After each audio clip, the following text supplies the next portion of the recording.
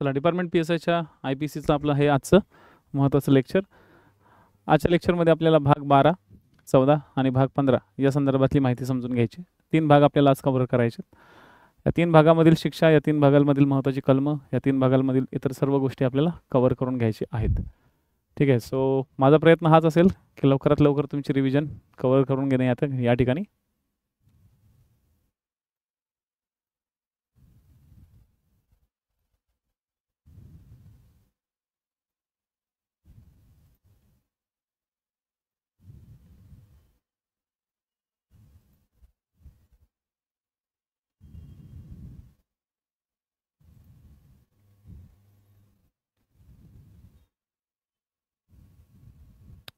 आले सगळेजण?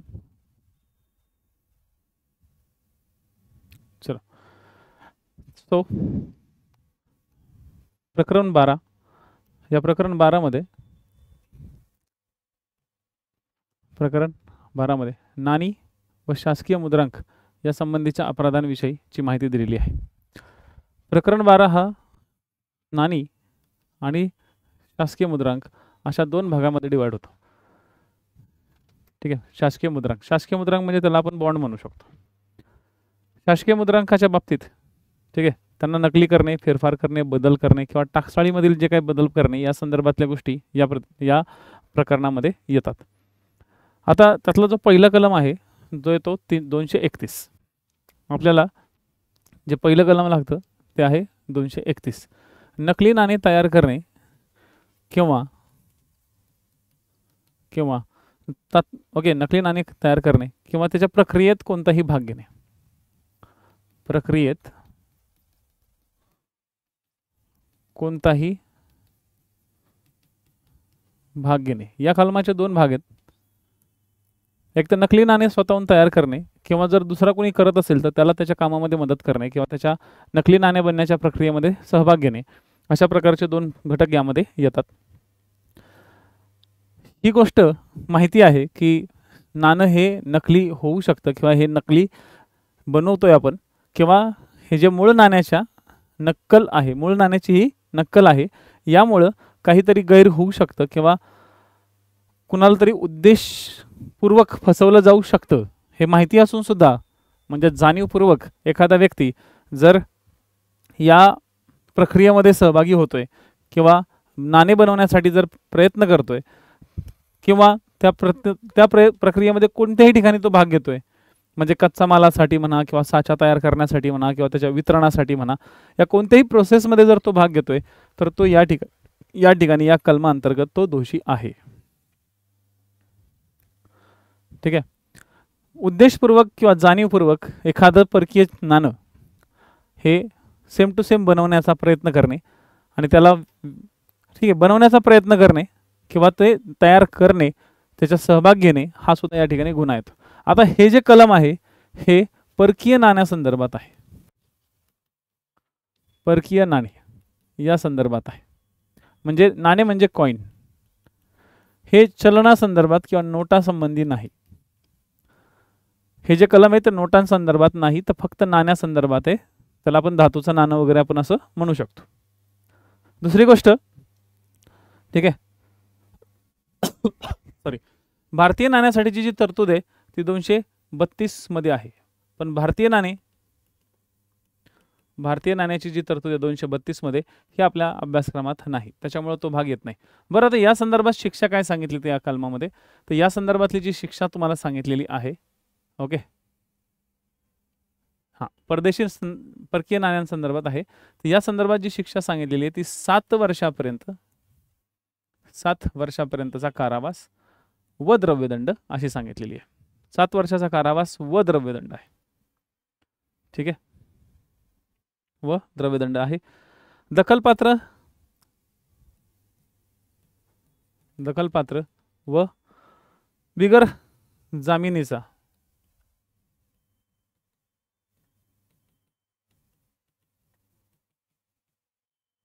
हा गुन्हा आहे.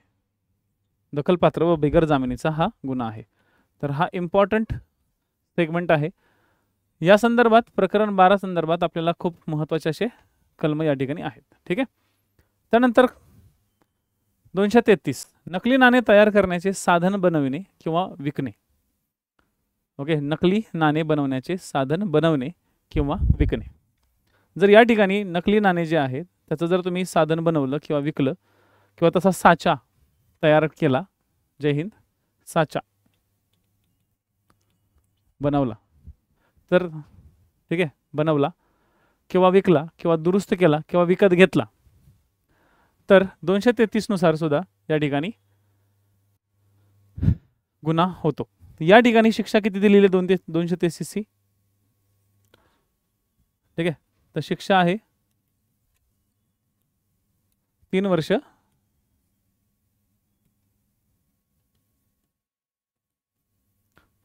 ओके, 3 वर्ष कारावास प्लस दंड. या ठिकाणी प्लस हा शब्द लक्षात ठेवायचा. वेलकम सागर सर. ठीक आहे, 3 वर्ष कारावास प्लस दंड. ठीक आहे, लक्षात घ्या, इथं 2-3 पॉईंट लक्षात ठेवाल. विकणे, विकत घेणे किंवा त्याची विल्हेवाट लावणे. वासलात, वासलात हा शब्द या ठिकाणी आहे बघा, वासलात काढणे.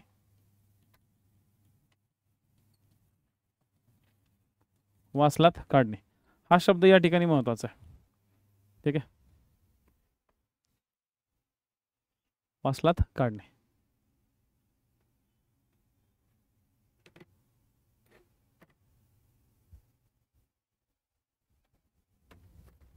वासलात काढणे. 233 मध्ये शब्द लक्षात ठेवा. 233 चे शब्द महत्त्वाचे आहेत. साचा किंवा साधन, साचा किंवा साधन. हे त्याला माहिती आहे की बाबा हे साचा किंवा हा जे साधन आहे हे हे नाणं बनवण्यासाठी वापरलं जाऊ शकतं.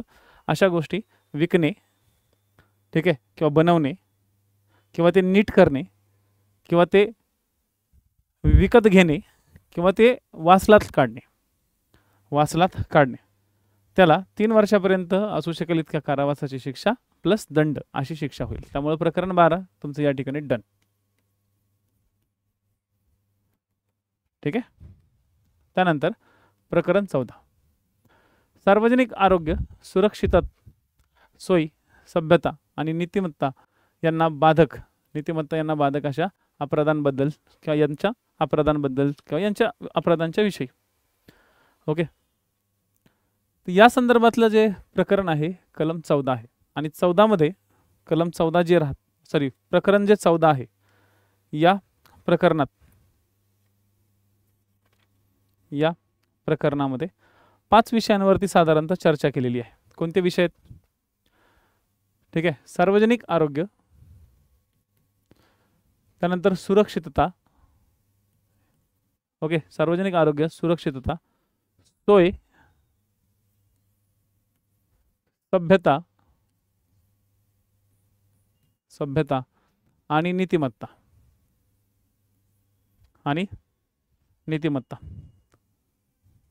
ठीक आहे, कसं असतं बघा, सार्वजनिक आरोग्यामुळं एखादी सपोज साथ पसरली किंवा एखादं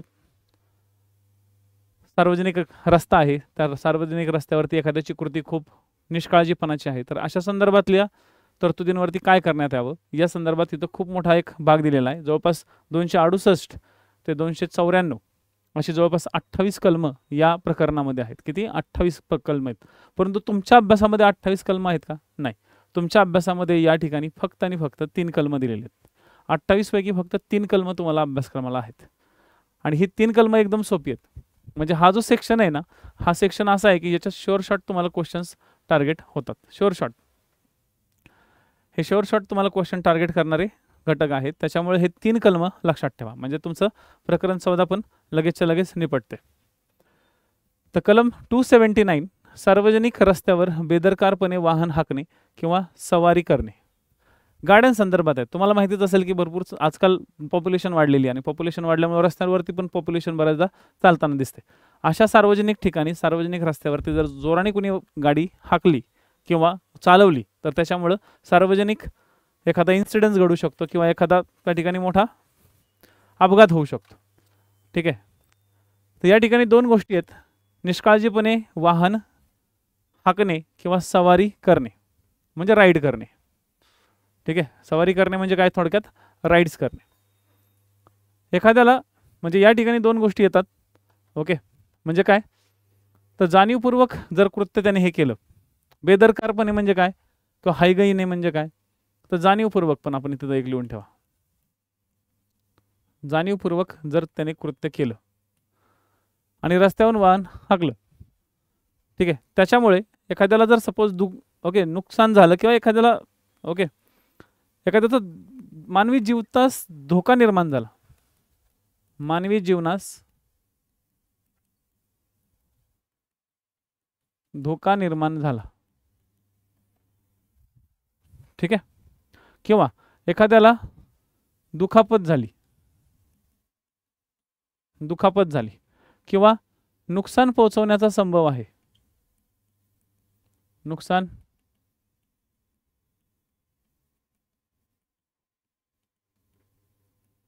नुकसान पोहोचवण्याचा संभव आहे, म्हणजे मानवी जीवतास धोका निर्माण आहे किंवा होऊ शकतो, दुखापत होऊ शकते किंवा नुकसान पोहोचवण्याचा संभव आहे, इतक्या हायगईने जर कोणी सार्वजनिक रस्त्यावरून वाहन हाकेल त्याला शिक्षा सांगितलेली 6 महिन्यापर्यंतचा कारावास किंवा 1000 रुपयापर्यंतचा द्रवदंड किंवा दोन्ही शिक्षा होतील.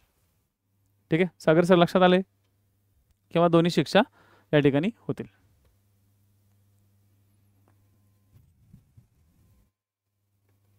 ठीक आहे, म्हणजे तिथं कोणाला धोका निर्माण झालेला आहे किंवा दुखापत होऊ शकते किंवा नुकसान होऊ शकतं, म्हणजे अशी सिच्युएशन क्रिएट केलेली आहे त्यांनी, झालेली नाही आहे, तशी परिस्थिती निर्माण होईल असा संभव आहे. लक्षात घ्या, इथं अशी परिस्थिती निर्माण होईल, ओके, असा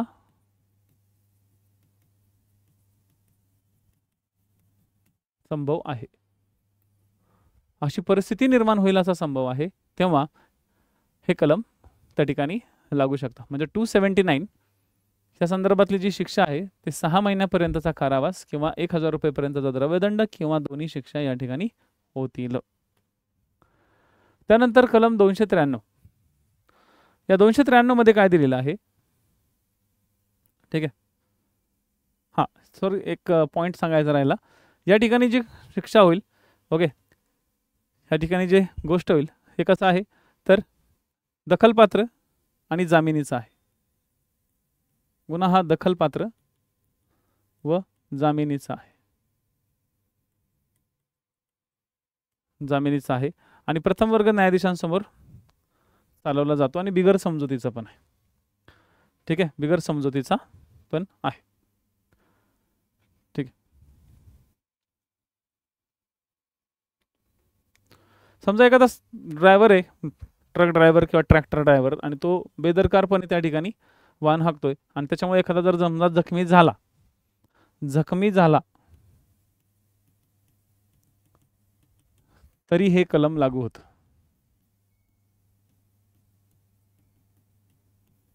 दुसरा एखादा व्यक्ती सार्वजनिक ठिकाणी जर सपोज जखमी झाला तरी हे कलम लागू होतं. त्यामुळे हे सगळे पॉईंट्स नीट समजून घ्या, याच्यावरती फिरून क्वेश्चन टार्गेट होईल, कारण की थोड्या वेळापूर्वीच मी यावरतीच क्वेश्चन बनवलेले IPCचे टेस्ट नंबर 5चे, म्हणजे 4 आणि 5 अशा दोन्ही तुम्हाला रविवारपर्यंत येऊन जाईल. जसं मी तुम्हाला सांगितलं की या महिन्यापर्यंत मी तुम्हाला सगळ्या टेस्ट देऊन मोकळं करेल, मग सोबत मी त्याचं एक्सप्लेनेशन पण चालू करेल. आज रात्री माझं पण प्लॅनिंग आहे की रेकॉर्डिंगच करायचं आहे, थोडंसं रेकॉर्डिंगचं पटापट थोडंसं उरकून घेतो, कारण की लाईव्ह लेक्चर घ्यायला बराच वेळ जाईल, त्याच्यापेक्षा रेकॉर्डिंगवरती फोकस ठेवून पटपट तुम्हाला एक्सप्लेनेशन पण देऊन कवर करून देतो, म्हणजे तुमच्या या महिन्यापर्यंत मी टेस्ट सगळ्या रेडी करून ठेवेल. फिर कुछ टेन्शनही नाही, मग फक्त डिपार्टमेंटलचे एक्स्ट्रा जे लेक्चर्स आहेत यूट्यूब किंवा बाकीचे जे तुमचे रिव्हिजनचे राहिलेले आहेत किंवा इतर कुठल्या गोष्टी, त्याच्यावर मग आपण फोकस ठेवूया चांगल्या पद्धतीने, हा माझा उद्देश राहील. चला पुढं कलम 293, अश्लील वस्तू 20 वर्षाच्या आतील, अश्लील वस्तू 20 वर्षाच्या आतील तरुणाला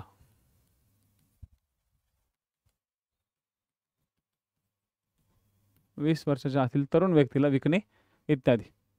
एखाद्या व्यक्तीला विकणे किंवा भाड्याने देणे किंवा प्रदर्शित करणे, या ठिकाणी विकणे, भाड्याने देणे किंवा प्रदर्शित करणे, विकणे, भाड्याने देणे किंवा प्रदर्शित करणे याबद्दलची तरतूद या ठिकाणी दिलेली आहे. कलम आहे 293. बघा कसं असतं, अश्लीलता ही एक समाजामधील खूप वाईट गोष्ट आहे आणि एक ठराविक वयाच्या आत जर अश्लील कृत्याला एखादा व्यक्ती बळी पडला तर त्याच्यामध्ये तो एक फोबिया तयार होतो, त्याची मानसिकता पूर्णपणे डिस्टर्ब होऊन जाते. म्हणून एक ठराविक वयाच्या आतील लोकांच्या मनामध्ये अश्लीलता भरली नाही गेली पाहिजे. हा एक प्रकारचा नीतिमत्तेचा पण भाग आहे, सभ्यतेचा पण एक भाग आहे. लहान मुलांवरती आपण म्हणतो ना, लहान मुलांवरती चांगले संस्कार व्हावे, तसं 20 वर्षाच्या आतील, भले तो 18 वर्षाचा जरी असला किंवा तो प्रौढ जरी असला तरी सुद्धा त्याच्यामध्ये अजूनही त्या पद्धतीची मॅच्युरिटी आलेली नसते वयाच्या 20 वर्षापर्यंत. आणि अशा व्यक्तीला जर त्या ठिकाणी अश्लील वस्तू एखादी विकतोय किंवा प्रदर्शित करतोय किंवा भाड्याने देतोय तर त्याचं मनावर खोल परिणाम पडतो, त्याची मानसिकता बिघडते आणि ते समाजासाठी घातक असतं आणि अशा वेळेस बरेचसे लोक त्यामध्ये ॲडिक्टेड होतात. तर ह्या सगळ्या गोष्टींना आळा घालण्यासाठीच हे कलम IPC मध्ये ॲड केलेलं आहे. ठीक आहे. अश्लील पुस्तकांची विक्री ही 292 मध्ये दिलेली आहे, जे की तुमच्या डिपार्टमेंटमध्ये तो नाही आहे कलम अभ्यासक्रमाला, परंतु 293 मध्ये अश्लील वस्तू तरुण व्यक्तीला विकण्याबद्दलच्या तरतुदी आहेत. ठीक आहे. तर यामध्ये काही शिक्षा महत्त्वाच्या दिलेल्या आहेत. याच ठिकाणी पहिला जर अपराध केला असेल तर पहिल्या अपराधासाठीची जी शिक्षा आहे ती आहे 3 वर्षापर्यंतचा कारावास व 2000 रुपयापर्यंतचा दंड. ठीक आहे. 3 वर्षापर्यंतचा कारावास व 2000 रुपयापर्यंतचा दंड. ठीक आहे, द्रव्यदंड इथपर्यंत. परंतु तेच कृत्य त्याच आरोपीने जर परत केलं, ठीक आहे, तेच कृत्य जर त्याच आरोपीने परत केलं दिलं तर त्यानंतर व पुढील गुन्ह्यास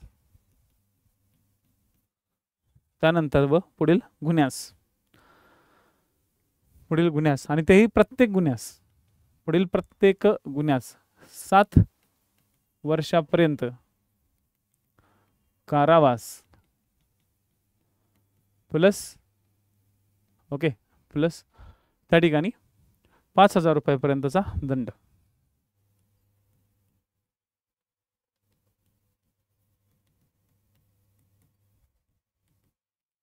₹5000 द्रव्यदंड, 7 वर्षापर्यंतचा कारावास व 5000 रुपयापर्यंतचा द्रव्यदंड हे त्याची शिक्षा राहील. ठीक आहे. आणि लक्षात घ्या, बिभत्सता किंवा अश्लीलता म्हणजे काय याबद्दलच्या बऱ्याचशा गोष्टी 293 मध्ये न देता 292 मध्ये दिलेल्या आहेत. जर शक्य झालं 292 पण तुमच्या पुस्तकात असेल म्हणजे बेरर ऍक्ट मध्ये, तर तो पार्ट एक थोडासा वाचून घ्या म्हणजे तुम्हाला लक्षात येईल. ठीक आहे. यस, तुम्हाला एक लक्षात येईल की बाबा या ठिकाणी नक्की ह्याचा उद्देश काय, कारण इथं क्वेश्चन्स फिरून विचारला जाऊ शकतो. ठीक आहे, लक्षात. या संदर्भात जिनिव्हा आंतरराष्ट्रीय संस्थेमार्फत 23 मध्ये करार झाला होता. जिनिव्हा आंतरराष्ट्रीय परिषदेचा 1923 मध्ये एक करार झाला होता आणि या कराराला भारताने नंतर स्वीकारलं होतं. तर हा पण एक जिनिव्हाचा या ठिकाणी रेफरन्स लिहून ठेवा जेणेकरून उपयोगी पडेल. ठीक आहे. जिनिव्हा आंतरराष्ट्रीय कराराचा एक आंतरराष्ट्रीय परिषदेचा एक रेफरन्स या ठिकाणी आहे. बेरर ऍक्ट मधून तुम्हाला तो देतोय, ते जरा थोडंसं लक्षात ठेवा. त्यानंतर कलम 294 अश्लील कृती व गाणी. ऑब्व्हियसली समाजासाठी एक नीतिमत्ता किंवा सभ्यता राहावी. मुद्दा काय, समाजात सभ्यता राहावी आणि जर सभ्यता राहिली समाजात तर पुढच्या पिढीवर चांगले परिणाम पडतात. आणि जर पुढच्या पिढीवर जर अश्लील कृती किंवा अश्लील गाण्यांचा जर प्रभाव पडला तर बिघडली म्हणून समजायची पुढची पिढी. ओके, वाया गेली, काय म्हणते, पूर्ण वाया गेली, काय उपयोगाची नाही ती. ओके, त्यांच्याकडे कसल्याच प्रकारचा मानदंड किंवा माप राहणार नाही.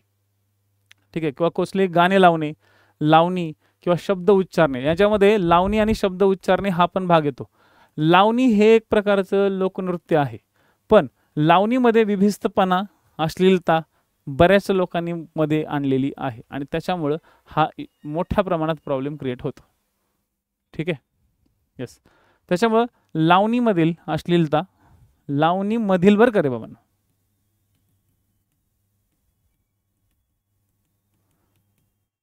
अश्लीलता किंवा शब्द उच्चारणे शब्द उच्चारणे या संदर्भात हा गुन्हा 294 मध्ये हे गुन्हे लागतात. 294 नुसार गुन्हा लागतो. बरं, याच्यात शिक्षा किती दिलेली आहे मग 294 मध्ये? ठीक आहे, 294. बरं ठीक आहे, ही कृती कुठे केली जाईल ह्याचं पण एक ठिकाण दिलेलं आहे. ह्याचं एक ठिकाण पण या कलमात दिलेलं आहे. ठिकाण दिलेले आहे सार्वजनिक ठिकाण. एखाद्या सार्वजनिक ठिकाणी एखादा व्यक्ती अश्लील कृती करेल किंवा अश्लील गाणी लावेल, अशा 2 भाग दिलेले त्याच्यामध्ये, तर त्याला 3 महिन्यापर्यंतचा कारावास होईल. 3 महिन्यापर्यंतचा कारावास किंवा दंड किंवा दोन्ही. ओके, दंड किंवा दोन्ही या ठिकाणी होईल.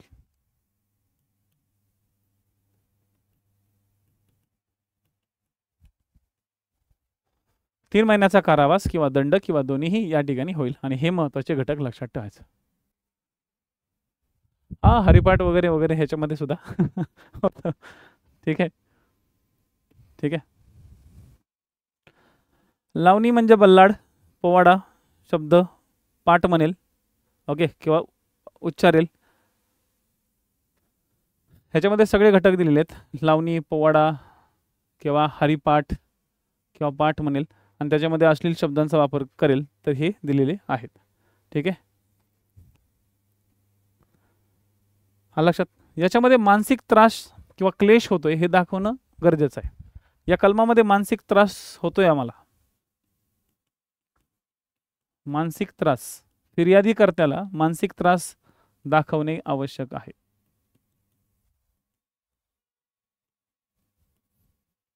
मानसिक त्रास होतोय हे आवश्यक आहेत. हा पण पॉइंट ऍड करून घ्या. ठीक आहे, चलो.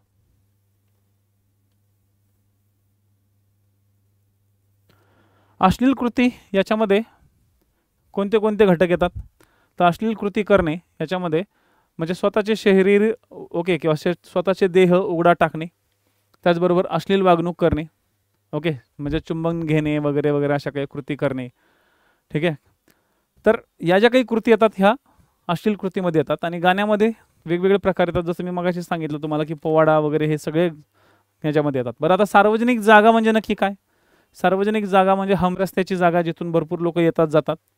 ठीक आहे, तिथं सर्व लोकांना, जनतेला हक्क असतो येण्या जाण्याचा. अशा हमरस्त्याच्या ठिकाणी जर अशी कृती केली तर त्या कृतीला काय म्हणलं जातं? तर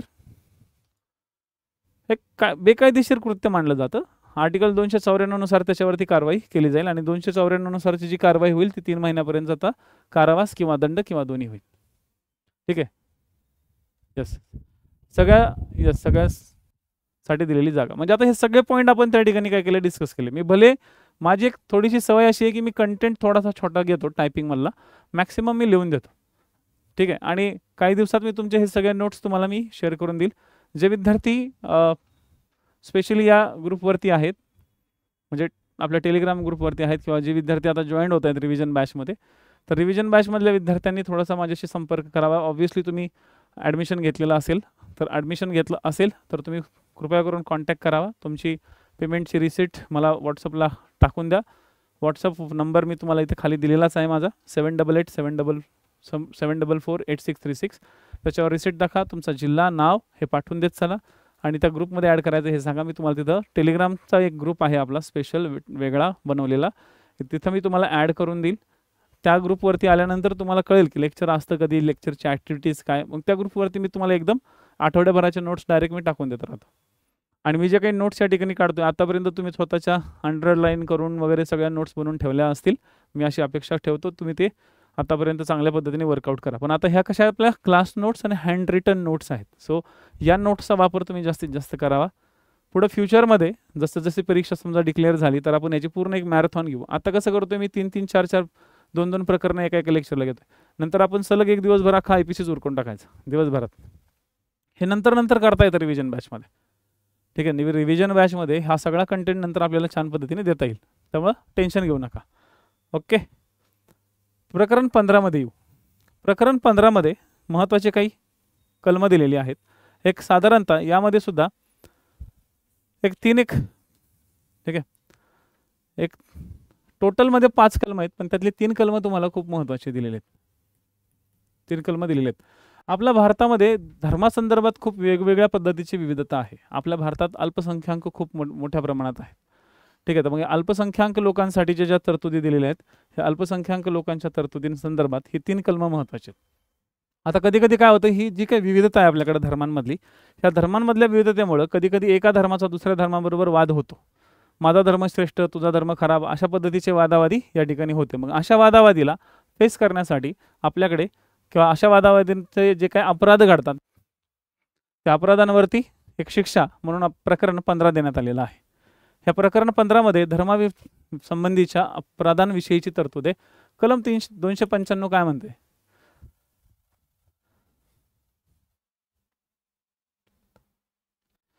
कोणत्याही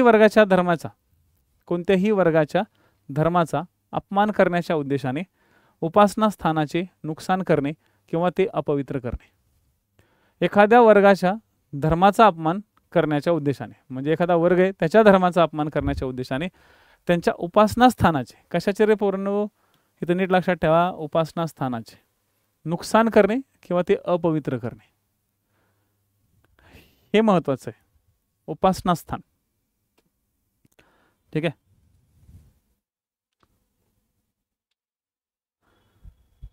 ठीक आहे.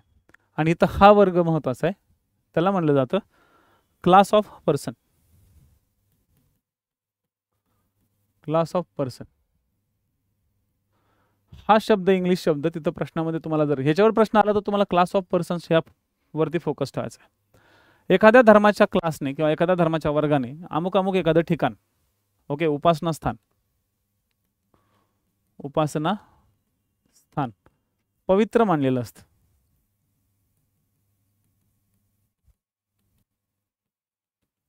उपासना स्थान कसं मानलेलं असतं? तर पवित्र मानलेलं असतं.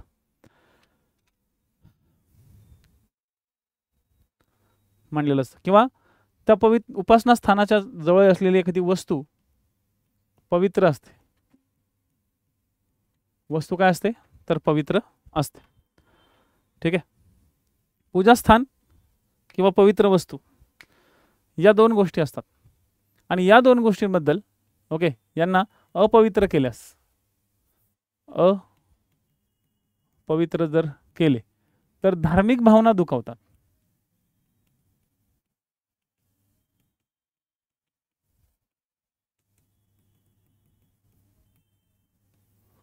काय दुखावतात? तर धार्मिक भावना दुखावतात.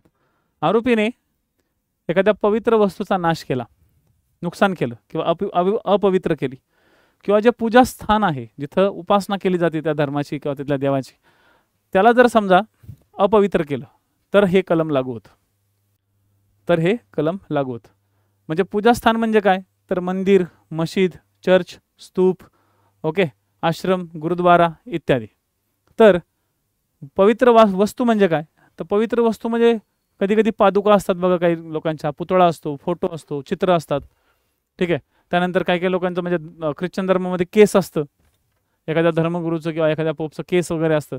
तर हे जे आहेत ना, हे पवित्र वस्तू आहेत. ह्या पवित्र वस्तू किंवा काही काही म्हणजे जुन्या काळामध्ये एखाद्या धर्मगुरूने एखाद्या मगमधून एखादा कधी पाणी पिलं असेल तर ती वस्तू एक खूप पवित्र मानली जाते. अशा या ज्या पवित्र वस्तू आहेत ना, या पवित्र वस्तूंना खूप जपलं जातं, आणि ह्या पवित्र वस्तूंचा जर एखाद्याने अपमान केला किंवा ते अपवित्र केलं तर त्या संदर्भातली जी शिक्षा आहे ना, ती या कलमात दिलेली आहे. ती शिक्षा दिलेली आहे 2 वर्षापर्यंतचा कारावास किंवा द्रव्यदंड किंवा दोन्ही. 2 वर्षापर्यंतचा कारावास किंवा द्रव्यदंड किंवा दोन्ही याबद्दलची तरतूद या ठिकाणी दिलेली आहे. ठीक आहे. अपराध हा दखलपात्र आणि जामीन पात्र असतो. दखलपात्र व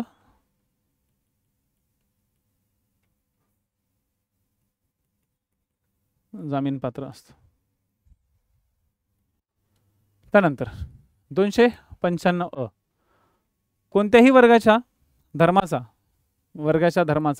किंवा धार्मिक श्रद्धांचा अपमान करून धार्मिक भावनांवर अत्याचार करण्याच्या उद्देशाने. लक्षात घ्या, आता इथं कोणत्याही वर्गाच्या, आता इथं धर्माचा दिलाय किंवा धार्मिक श्रद्धांचा, श्रद्धा ठिकाणांचा नाही, धार्मिक श्रद्धा यांचा अपमान करून धार्मिक भावनांवर अत्याचार करण्याच्या उद्देशानं बुद्धी परस्पर व दृष्ट उद्देशाने कृती करणे किंवा तसा प्रयत्न करणे. लक्षात घ्या, इथं कृती करणे पण आहे आणि कृती करण्यासंदर्भातला प्रयत्न करणे हा पण आहे. मेन काय आहे, डिपार्टमेंटलमध्ये हे शब्द तुम्हाला कळले पाहिजे, याच्या आधारावरती तुम्हाला क्वेश्चन्स विचारले जातात. इथं कसा केलेला आहे, इथं धर्माचा अपमान तुम्ही करताय. आधीच्या कलमात तुम्ही काय बघितलं होतं, आधीच्या कलमामध्ये वर्गाच्या ठिकाणाचा, म्हणजे तिथं उपासना ठिकाणे, त्या उपासना ठिकाणाचा किंवा एखाद्या वर्गाच्या पवित्र वस्तूचा तुम्ही काय करताय, त्या ठिकाणी अपमान करताय किंवा त्यांना अपवित्र करताय. त्याच्यामुळे पहिला जे कलम आहे, या कलमामध्ये तुम्हाला वेगळी तरतूद आहे. ठीक आहे, पहिल्या कलमामध्ये म्हणजे 295 मध्ये एखाद्या पूजास्थान किंवा वस्तूचा तुम्ही अपमान करताय आणि 295A मध्ये, ओके, 295A मध्ये एखाद्या धर्माचा तुम्ही अपमान करताय. इथं डायरेक्ट धर्माचा अपमान आहे. मग आता धर्माचा अपमान तुम्ही बोलून करू शकता, एखादा शब्द उच्चारून करू शकता. कारण की तुम्ही इथं काय करताय, इथं तुम्ही कृती करताय. मग ही कृती कशी असते, तुम्ही कृती कशी करताय, तर तुम्ही बोलून करत असाल, शब्द उच्चारून करत असाल किंवा तोंडी करत असाल, लेखी पण करत असाल, ओके, लेखी किंवा चित्र काढून, या सगळ्यांचा समावेश होतो. धार्मिक भावनांवर अत्याचार करण्याच्या उद्देशाने केला जातो. आणि याच्यात शिक्षा किती सांगितलेली आहे, तर 3 वर्षापर्यंतचा कारावास किंवा द्रव्यदंड किंवा दोन्ही. कधीही लक्षात ठेवा, हे 11 पासून पुढचे जे काही आहेत किंवा 9 पासून पुढचे जे काही प्रकरण आहेत ना, यांच्यावरती जोड्या लावासारखे क्वेश्चन येतात.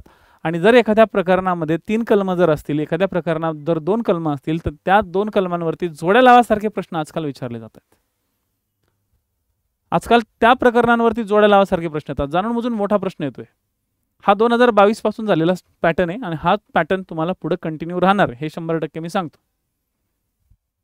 ठीक आहे, त्याच्यामुळे शिक्षा किती, तर 3 वर्षापर्यंतचा कारावास किंवा द्रव्यदंड किंवा दोन्ही स्वरूपाची शिक्षा होईल.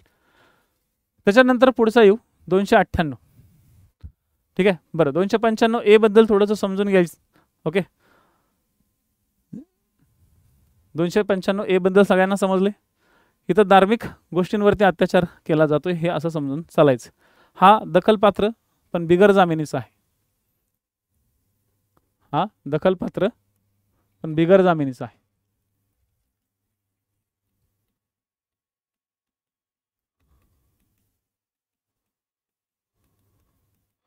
हे तुम्हाला हळूहळू पाठांतर होऊन जाईल. दखलपात्र कोणता, बिगर जामिनीचा कोणता, हे हळूहळू तुमचं पाठ होतं. हे लगेच तुमच्या लक्षात राहणार नाही, पण रिव्हिजन करताना सारखं वाचून हे पाठ होतं. कलम 298, धार्मिक भावना दुखवण्याच्या बुद्धी परस्पर उद्देशाने शब्द उच्चारणे. ठीक आहे, इथं काय केलं जाते, तर शब्द उच्चारणे. एखाद्या व्यक्तीच्या धार्मिक भावना दुखवण्याच्या बुद्धी परस्पर उद्देशाने. इथं व्यक्तीची धार्मिक भावना बुद्ध, इथं कोणाची, तर व्यक्तीची. एखाद्या व्यक्तीची धार्मिक भावना दुखवण्याच्या बुद्धी परस्पर उद्देशाने एखादा शब्द उच्चारणे. इथं एका व्यक्तीचं केलेलं आहे, म्हणजे त्याच्या कानावर पडेल अशा तऱ्हेने शब्द उच्चारेल किंवा शब्दच उच्चारणे नाही तर आवाज काढील. ठीक आहे, शब्द उच्चारणे, आवाज काढणे,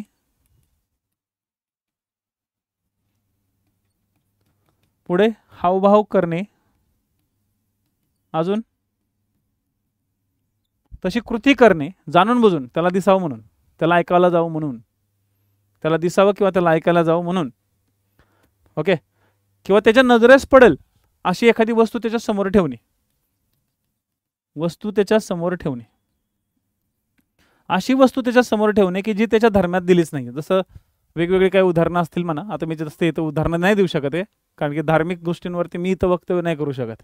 परंतु तुम्हाला उदाहरणं म्हणून तुम्ही समजून घ्या, कारण की पोलीस स्टेशनमध्ये तुमच्याकडे भरपूर साऱ्या गोष्टी येत राहतात अशा संदर्भातल्या. एखादी वस्तू समोर ठेवली की जी वस्तू त्या पुढच्या धर्मात वर्ज्य मानली जाते, तर त्या ठिकाणी या संदर्भातले गुन्हे घडतात. ठीक आहे, तर 1 वर्षापर्यंतचा कारावास किंवा द्रव्यदंड किंवा दोन्ही अशा स्वरूपाची या ठिकाणी शिक्षा होईल.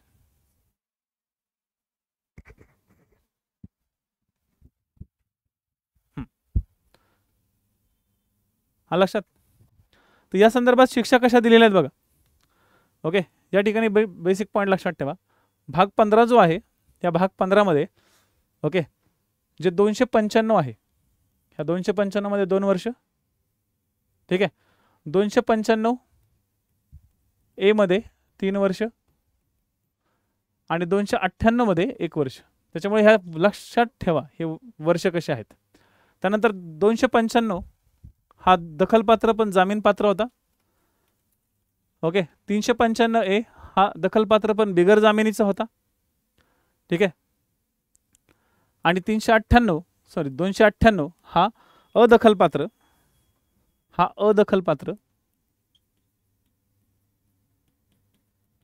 और जामीनपात्र आहे.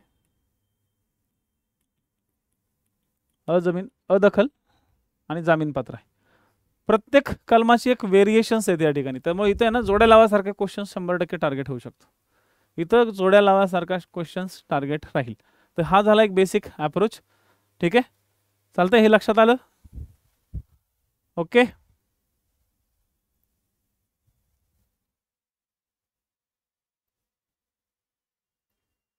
कुणाला काय डाऊट आता?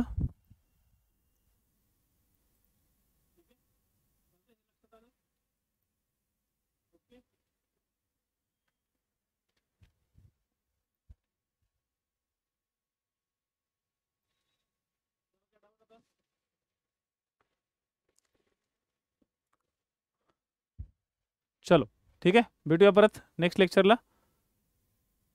ओके. आता फक्त जाता जाता गोष्ट सांगतो, जे डिपार्टमेंटल PSI ची तयारी करणारे विद्यार्थी आहेत अशा विद्यार्थ्यांसाठी. मित्रांनो, हा एक डेमो लेक्चर्स म्हणजे तुम्हाला यूट्यूबला थोडेफार टाकेल मी IPCच्या संदर्भातले. बट लक्षात ठेवा, IPC, ठीक आहे, CRPC, पुरावा कायदा, मायनर ॲक्ट्स, राज्यघटना या संदर्भातले जेवढे काही कायदे आहेत, जेवढे काही ॲक्टिव्हिटीज आहेत, या संदर्भातले भरपूर सारे असे सेक्शन्स मी या रिव्हिजन बॅचमध्ये देत आहे. Revision batch number 1. या रिव्हिजन बॅच नंबर 1 मध्ये मी तुम्हाला सिस्टमॅटिक पद्धतीने सगळ्या गोष्टी डिटेलमध्ये शिकवणार आहेत. मायनर ॲक्ट 19 मायनर ॲक्टवरती जे काही मी लेक्चर्स घेतले होते छोटे मोठे, हे सगळे लेक्चर्स मी काही काही रेकॉर्डेड देईल, काही लाईव्ह घेईल. मोठे कायदे आपण लाईव्ह घ्यायचा प्रयत्न करू, छोटे कायदे आपण रेकॉर्डेड देऊ, म्हणजे जेणेकरून तुमचा पण वेळ वाचेल आणि माझा पण. तर ही जी बॅच आहे ही कंबाईनमधली सगळी बॅच तुमची फक्त 1200 रुपयामध्ये आहे. तर जे डिपार्टमेंटल PSIच्या मेन्सची तयारी करणारे विद्यार्थी आहेत अशा विद्यार्थ्यांनी सगळ्यात पहिले किरण गुरुजी ॲप हा डाउनलोड करा. किरण गुरुजी ॲपवरती आल्यानंतर तुम्ही रजिस्टर करा. डिपार्टमेंटल PSIच्या सेक्शनमध्ये जा, तिथं तुम्हाला ही डिपार्टमेंट PSIची मेन्स बॅच नंबर 1 दिसेल. या बॅचमध्ये जाऊन तुम्ही रजिस्टर करा. या बॅचमध्ये जाऊन तुम्हाला सगळा कंटेंट त्या ठिकाणी भेटेल आणि तिथं जे पेमेंट केलेलं आहे त्याची रिसिप्ट मला व्हॉट्सअपवरती पाठवा. हा माझा नंबर आहे व्हॉट्सअपचा. या व्हॉट्सअपच्या नंबरवरती मला सेंड करा.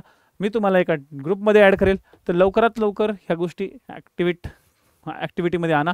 आणि इम्पॉर्टंट गोष्ट, सध्या परीक्षेचा काळ अजून डिक्लेअर झालेला नाही आहे काळ, परंतु परीक्षा अजून डेट डिक्लेअर झालेली नाही आहे. सो लवकरात लवकर ती डिक्लेअर होऊ शकते. तर त्याच्या आधी ह्या शांततेच्या काळातच तुमचा अभ्यास चांगला तयार करा, रिव्हिजन करून घ्या. सेल्फ स्टडी करत असाल तरी मी तुम्हाला नक्की सांगेल की कोणीतरी एखादं सांगतं त्यावेळेस तो भाग डोक्यात फिट बसतो. किती वाचत बसला आपल्या पद्धतीने ते होत नाही. या व्यतिरिक्त जे लोक डिपार्टमेंटल PSIच्या टेस्ट सिरीजसाठी येऊ इच्छितात त्या लोकांना मी एक कोड देईल, KG500. हा कोड वापरा आणि डिपार्टमेंटल PSIच्या टेस्ट सिरीजवरती 500 रुपयाचा डिस्काउंट घ्या. ही टेस्ट सिरीज तुम्हाला फक्त मात्र 1300 रुपयामध्ये मिळेल.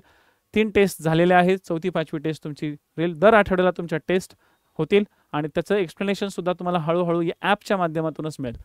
एवढं बोलून आजचं लेक्चर थांबवतो. जय हिंद, जय महाराष्ट्र.